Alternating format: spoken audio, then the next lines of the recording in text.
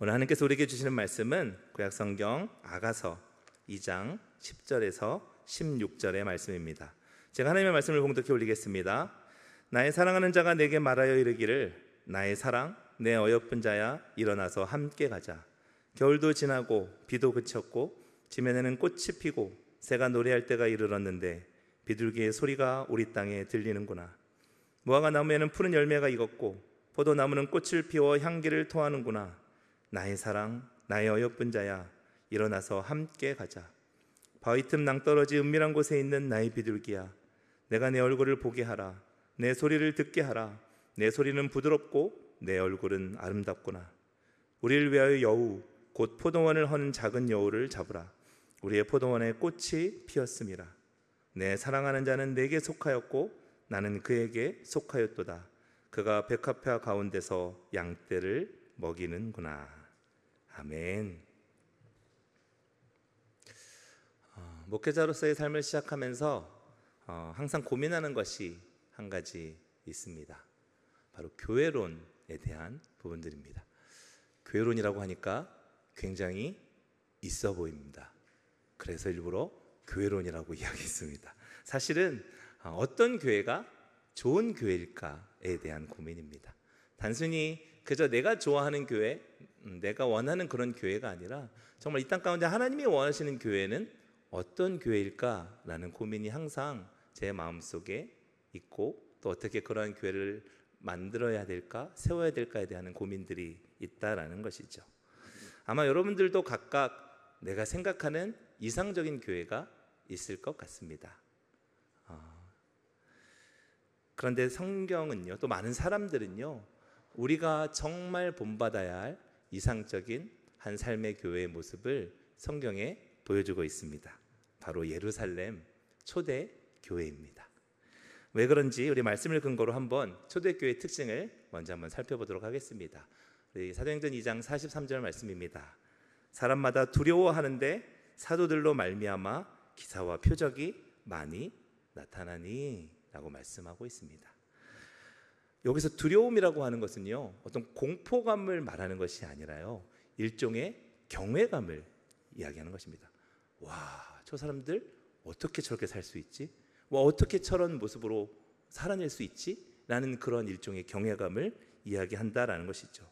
대단하다, 놀랍다 라는 그런 모습 말입니다. 자, 그렇다면 왜 사람들이 이들을 보고 그러한 경외감을 가졌을까요? 성경은요, 사도들로 인해 기사와 표적이 많이 나타났기 때문이다 라고 말씀하고 있습니다. 기사와 표적이라고 하는 것은 일반적인 자연계에서 일어나지 않는 그런 특별한 일들을 의미합니다. 한마디로 기적인 것이죠. 교회는 기적의 공동체입니다. 믿으십니까? 목사님 지금이 어느 시대인데, 2000년대 이 과학의 시대에 기적을 이야기하십니까? 라고 얘기하실지도 모르겠습니다. 우린 기적을 믿는 게 아닙니다. 다만 그 기적을 행하시는 하나님을 믿는 것입니다. 하나님이 온 세상 창조 만물을 창조하시고 전능하신 하나님이심을 믿는다면 그 하나님께서 능치 못할 어떤 일도 없다라는 것을 우리는 믿는다라는 것입니다. 무엇보다요, 하나님을 알지 못했던 우리들이, 자격 없던 우리들이 하나님의 은혜로 주님을 나의 주님이라고 고백하게 되었고, 이 시간 이 은혜의 자리에 함께 서게 된 것이 가장 큰 기적입니다. 그래서 이 시간 우리 옆 사람을 보면서 다시 한번 이렇게 인사하겠습니다. 제가 바로 그 기적의 주인공입니다. 네, 제가 바로 그 기적의 주인공입니다. 어색하시죠? 계속 할 겁니다. 네, 두 번째 초대교회는요, 모든 물건을 서로 나누어 주는 교회였습니다. 사도행전 2장 44절에서 45절 말씀입니다. 믿는 사람이 다 함께 있어 모든 물건을 서로 통용하고 또 재산과 소유를 팔아 각 사람의 필요를 따라 나눠 주며 라고 말씀하고 있습니다. 그래서 우리가 보통 유무상통이라고 이야기하는데요, 여기서 나눴다라고 하는 것은 나눠서 내가 가졌다는 것을 의미하는 것이 아닙니다. 소유의 의미가 아니라는 것이죠. 각자가 필요한 것에 언제든지 사용할 수 있도록 그렇게 나누었다라는 것입니다. 소유 자체가 무의미했다라는 것이죠. 누구나 다 쓸 수 있도록 함께 공용했다라는 것입니다. 그래서 자신의 소유를 팔아서요, 각 사람의 필요에 따라 필요한 것들을 나누어 주었다라고 이야기하는 것입니다. 어떤 사람들이 이 말씀을 가지고 공산주의 아니냐라고 이야기하는데요, 똑같이 나눠서 똑같이 분배하는 것이 아닙니다. 그 사람이 필요한 만큼 그 사람에게 내가 기꺼이 내어주는 그러한 공동체였다라는 것입니다. 마지막으로 초대교회는요, 안과 밖이 동일한 교회였습니다. 우리 46절 말씀을 함께 읽어보도록 하겠습니다. 날마다 마음을 같이하여 성전에 모이기를 힘쓰고 집에서 떡을 떼며 기쁨과 순전한 마음으로 음식을 먹고. 아멘.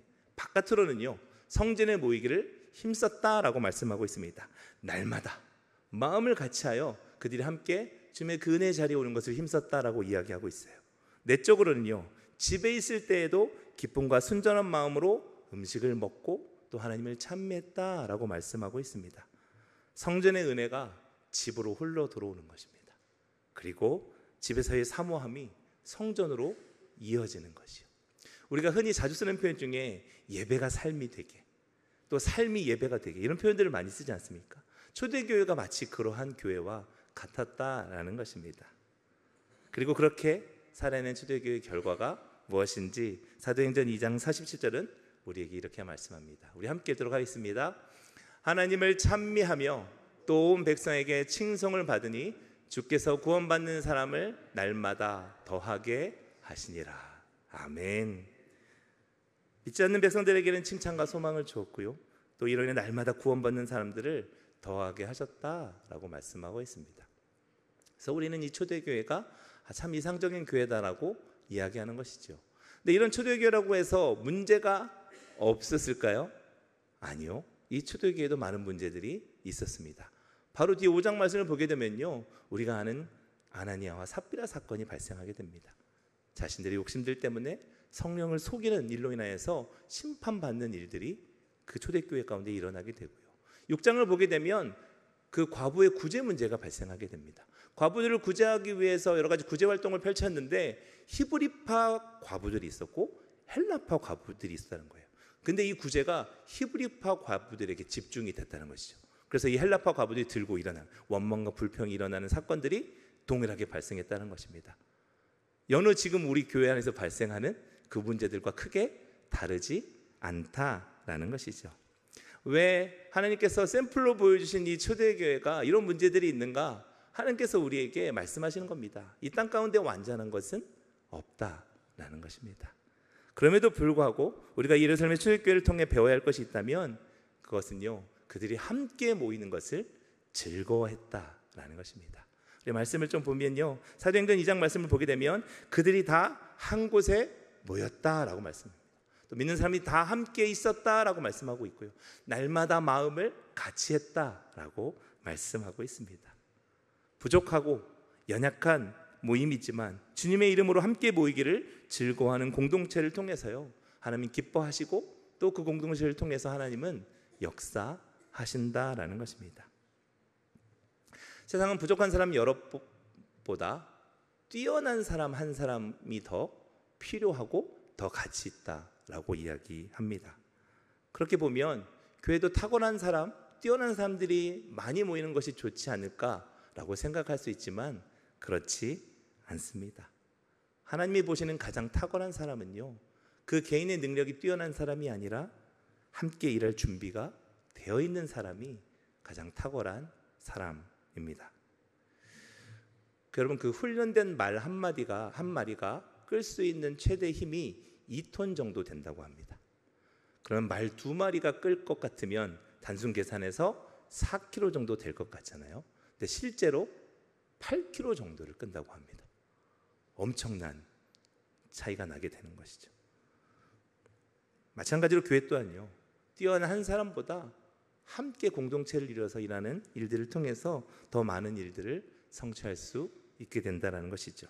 그리고 그것을 증명해 주신 분이 계십니다. 바로 우리 예수님이십니다. 우리가 알고 있듯이 예수님은 하나님이시고 하나님의 아들이십니다. 사실 예수님께서요, 공생의 3년을 굳이 보내실 필요가 없었다고 저는 초등학교 시절부터, 정확하게 말씀드리면 전 국민학교를 나왔습니다. 국민학교 때부터 항상 생각하던 것이 있습니다. 하나님, 예수님께서 굳이 공생 시작하실 때 구름 타고 하늘 다니시면서 하늘에다가 PPT 삼아서 예수천당 불신지옥, 그래서 반항한 애들 번개 몇 번 때리고 이렇게 전 세계를 한번 도는데 하루도 안 걸렸을 것 같은데 왜 굳이 예수님은 3년이라는 시간 동안 그 답답한 사람들과 함께 하셨나라는 생각이 제 안에 있었기 때문입니다. 혼자 사셨음에도 불구하고 이 세상에서 가장 뛰어난 분이셨음에도 불구하고 주님은 혼자 일하지 않으셨습니다. 12명의 제자를 세우셨습니다. 어떻게 세우셨는지 누가복음 6장 12절에서 13절의 말씀을 제가 읽도록 하겠습니다. 이때 예수께서 기도하시러 산으로 가사 밤이 새도록 하나님께 기도하시고 밝음에 그 제자들을 부르사 그 중에서 12를 택하여 사도라 칭하셨으니. 아멘. 이 말씀을 보면 두 가지를 여러분 기억해야 됩니다. 첫 번째는 함께 일할 동역자를 예수님께서 구하셨다라는 것이죠. 그리고 그 동역자는요, 내 마음에 드는 사람이 아니라 기도를 통해서 하나님이 원하시는 사람을 찾으셨다라고 말씀하고 있습니다. 하나님께서 원하시는 그 사람이 내 마음에도 드는 사람이면 얼마나 좋게요. 그런데 사실 우리의 현 삶에서는 그렇지 않다는 것을 우리는 너무나 자주 목격하지 않습니까? 우리 교회에서도 마찬가지입니다.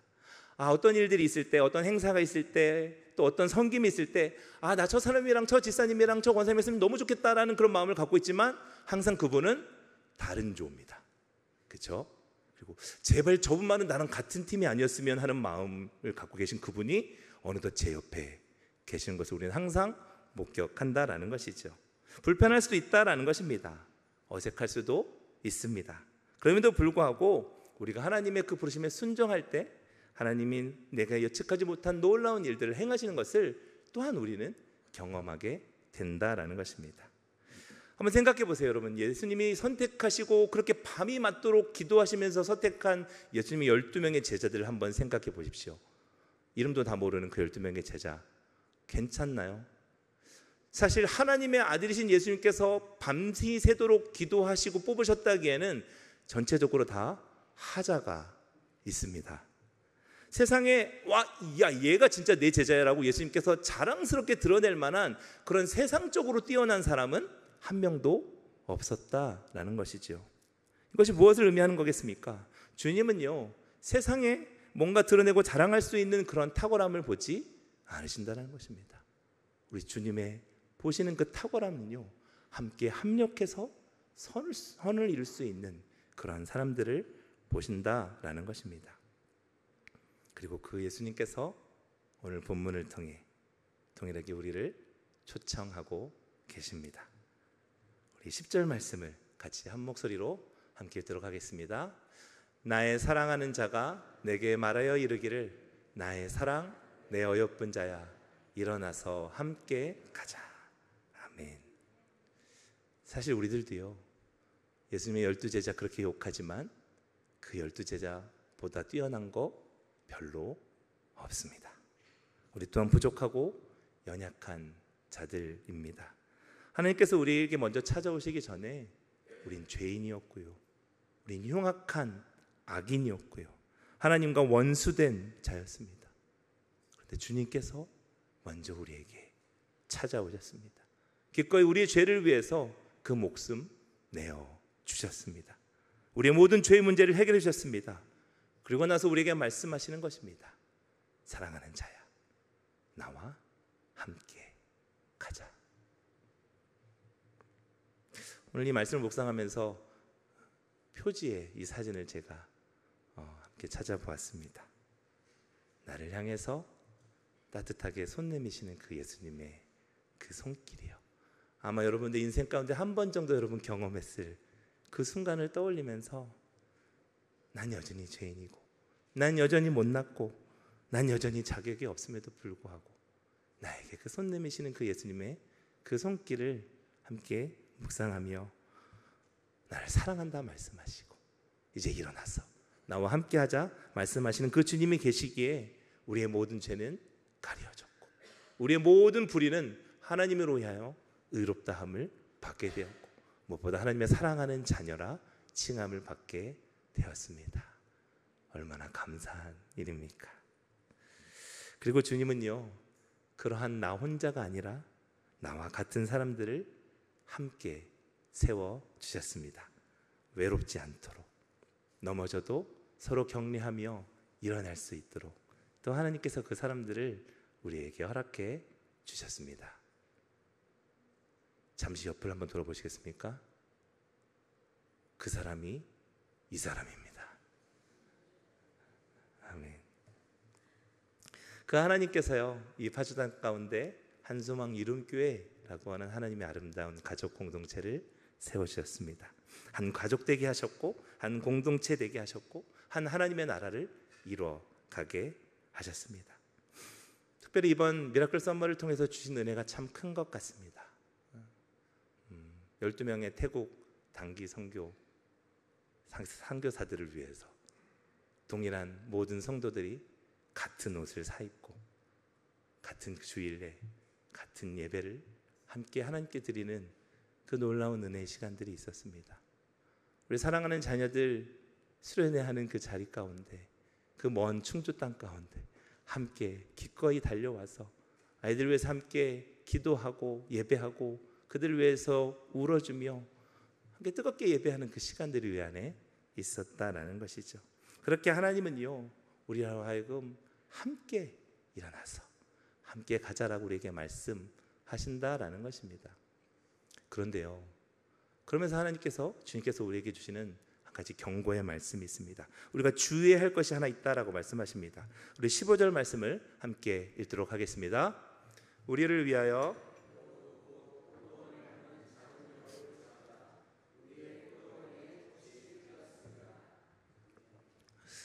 살면서 느끼는 것 중에 하나는 무엇인지 세우는 건 참 어려운데요, 허무는 건 너무 쉽다라는 겁니다. 뭔가 열심히 막 힘을 내서 마음을 모아서 힘들게 세웠는데 그거 무너지는 건 정말 한순간이라는 것을 우리는 보게 된다는 것이죠. 그리고 이건 사랑도 마찬가지입니다. 오늘 말씀을 보게 되면요, 포도원에 꽃이 피었다라고 말씀하고 있습니다. 꽃이 핀 포도원은요, 사랑하는 우리의 가정을 의미하고 또 사랑의 공동체인 우리 교회를 의미합니다. 그런데 그것을 허무는 작은 여우가 있다, 이것을 잡아야 해라고 주님께서 우리에게 말씀하고 있다는 것입니다. 사랑의 수고로 인해서 그 결실이 맺으려는 그 순간에요, 그것을 한순간에 무너뜨리는 작은 여우가 있다라고 말씀하고 있습니다. 그런데 주님은요, 큰 곰, 큰 사자, 코끼리가 와서 그 포도를 허물 거야 라고 이야기하지 않으십니다. 작은 여우라고 말씀하십니다. 제가 아이들과 동물원에 가면 저희 아이들이 항상 가장 먼저 찾는 동물이 있습니다. 사막여우요. 너무 귀엽대요. 근데 저도 귀엽습니다. 사실 좀 냄새는 나는데 항상 그 어린이 동물을 항상 찾아가서 그 사막여우를 보거든요. 그 여우가 어떤 성격을 가졌는지, 얼마나 못됐는지는 우리는 알지 못하지만 그 외관만 보고 너무 귀여워서 항상 그 사막여우를 찾는다는 것이죠. 근데 지금 주님께서 우리에게 말씀하시는 것입니다. 그 작은 여우가 너희의 모든 포도원을 허물 수 있다라고 말씀하는 것입니다. 우리의 포도원이, 우리의 공동체가 무너지는 것은요, 뭔가 큰 재해나 어떤 큰 일들이 아니라 아주 작고 사소한, 그냥 어떻게 보면 그냥 지나칠 수 있는 그러한 아주 사소한 일로부터 시작된다라고 주님께서 경고하고 있는 것입니다. 부부관계도 그렇습니다. 여러분, 부부가 왜 싸웁니까? 남성들은 혼나시죠? 왜 우리가 혼납니까? 아주 작고 아주 사소한 그 일들 때문에 우리의 마음이 무너진 거 아닙니까? 부모 자식 간의 관계도 마찬가지입니다. 갈등은요, 정말 그냥 흘려보낼 수 있는 그 별것 아닌 작은 일로부터 시작된다는 것입니다. 특별히 여러 가지가 있겠지만요, 이 공동체를 허무는 작은 여우 중에는 말이 있습니다. 우리의 입술이요. 우리의 포도원을 잘 지키려면 언어에 신중해야 한다는 것입니다. 쉽게 던진 그 말 한마디로요, 평생 지울 수 없는 상처로 살아가는 사람들이 있습니다. 그리고 또 반면에요, 나도 생각 없이 던진 그 말 한마디로 한 사람이 평생에 그 말을 기억하며 위로를 얻으며 살아가는 말도 있다라는 것입니다. 그래서 우리의 입술을 지켜야 한다라는 것입니다. 이 사실을 너무나 잘 알고 있는 사도 야고보는요, 그의 서신을 통해서 큰 배, 커다란 그 배의 방향을 결정하는 그 키가 있는데, 그 키가 바로 우리의 말이다, 입술이다 라고 이야기하고 있습니다. 우리의 언어가 우리의 인생의 방향을 결정한다라는 것입니다. 그러므로 우리 안에, 우리의 입술 가운데는요, 격려와 칭찬의 말들이 넘쳐나야 합니다. 그래서 여러분, 이번 한 주간, 오늘부터 이번 한 주간 누군가를 비판하고 지적하고 험담하는 말이 아니라 조금 부족해도 그 사람의 장점을 바라봐주고 칭찬해주고 격려해주는 그런 한 주가 되었으면 좋겠습니다. 또 한 가지는요, 이 포도원을 허는 작은 여우 중에 조급함이 있습니다. 하나님께서 이루어주실 그 일들을 알고 있고 또 기대하고 있고 또 그 일들을 잘 이뤄가고 있음에도 불구하고 내 안에 어떤 있는 그런 조급함, 왜 나만큼 따라오지 못하지? 왜 저 정도밖에 안 돼? 라고 하는 그런 마음으로 조급한 마음들이 때로는 우리가 힘들게 세운 그 공동체를 한순간에 무너뜨릴 수가 있다라고 하는 것입니다. 빨리 행복하고 싶고, 빨리 돈 벌고 싶고, 빨리 잘 살고 싶고, 심지어 믿음조차도 빨리 잘 믿고 싶은 그러한 마음들, 그런 조급함들을 내려놓아야 한다는 것입니다. 쉽게 하는 일은요, 쉽게 만드는 것에는요, 참 기쁨이 없습니다. 땀 흘리고 눈물 흘리고 또 기도로 세워가는 그 가정과 교회 속에 진정한 기쁨이 넘친다라는 것입니다. 그런 것에 작은 것을 귀히 여기는 마음들이 있다라는 것입니다. 자, 이런 여러 가지 작은 여우들, 제가 이야기한 것 말고도 수많은 작은 여우들이 우리 공동체를 무너뜨릴 수 있다라는 것입니다. 자, 그렇다면 이런 작은 여우가 활동하는 때가 언제인가? 13절은 이렇게 말씀합니다. 무화과 나무에는 푸른 열매가 익었고 포도나무는 꽃을 피워 향기를 토하는구나. 포도원에 꽃이 만발할 때라고 이야기하고 있습니다. 여러분, 꽃이 만발하면 우리가 무엇을 기대하게 됩니까? 이제 열매가 열리겠구나. 저희가 텃밭을 운영하고 있지 않습니까? 특히 방울토마토는 여러분 꽃이요, 정말 어마어마하게 많이 핍니다. 그리고 나서 그 꽃이 지면 거기에 어마어마한 방울토마토들이 달리는 것을 우리가 보게 되지 않습니까? 지금은요, 그 꽃이 만발할 때라는 것이죠. 사람들이 막 들떠서 이제 곧 열매가 열릴 거야 하는 그 순간에요, 작은 여우가 찾아온다는 것입니다.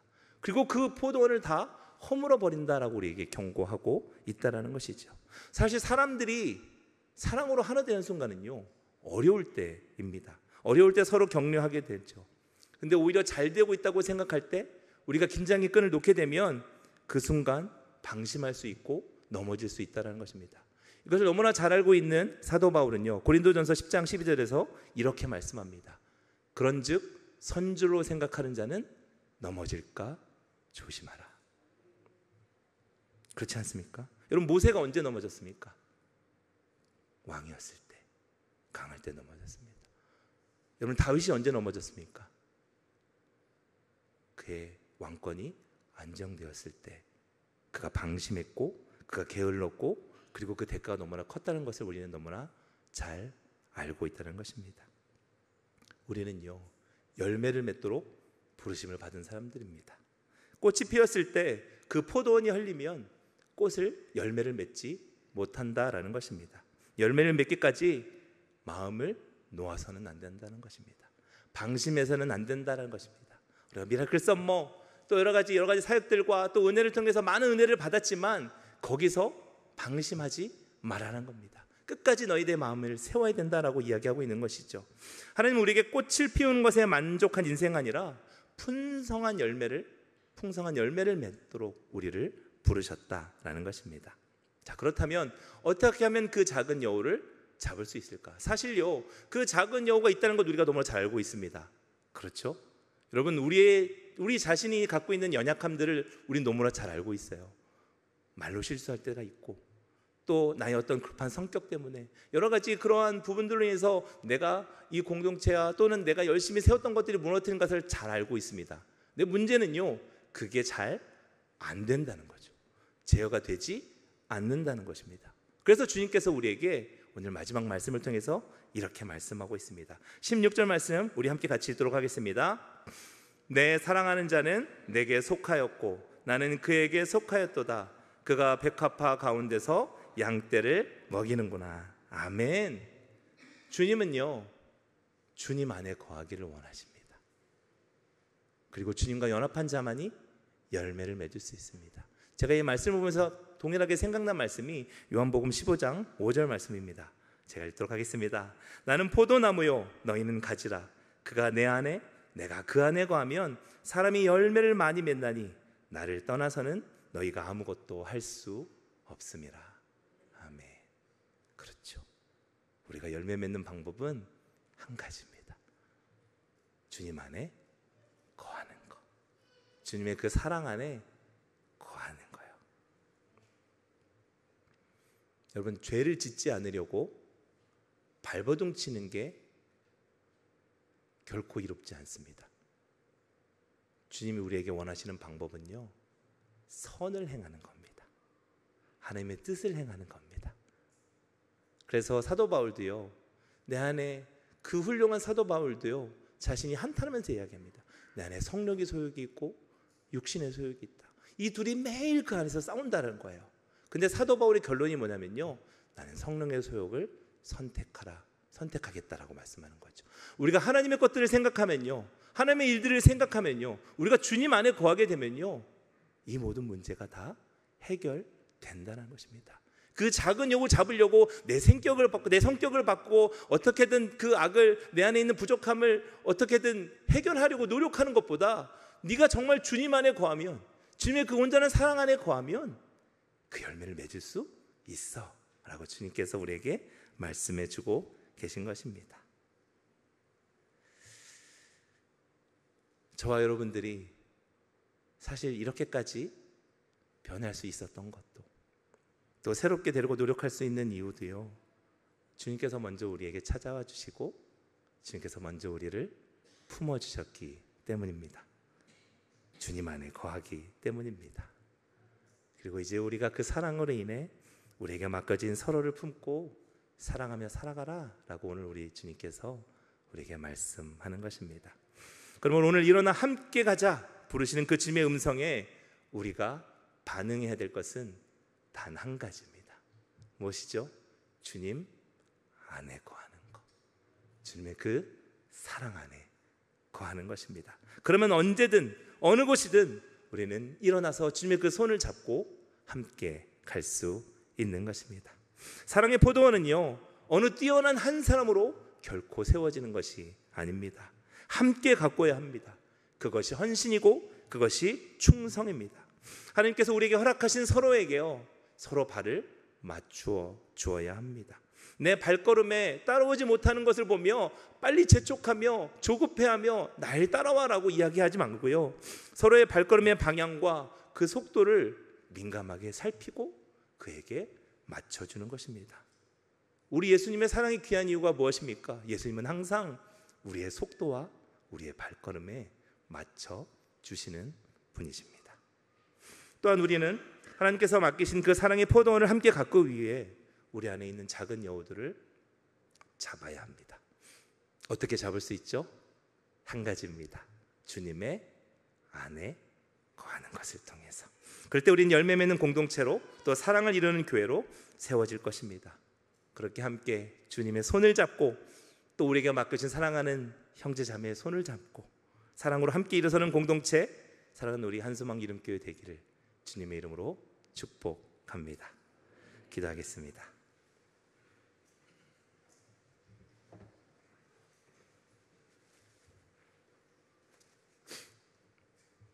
사랑의 하나님 아버지, 오늘도 말씀을 통해 우리를 향한 주님의 그 사랑과 부르심을 다시금 일깨워 주셔서 감사합니다. 사랑하는 자야, 일어나 함께 가자. 부르시는 주님의 금성을 우리의 마음에 깊이 새기게 하시고 주님과 함께 동행하는 우리의 삶이 되게 하여 주시옵소서.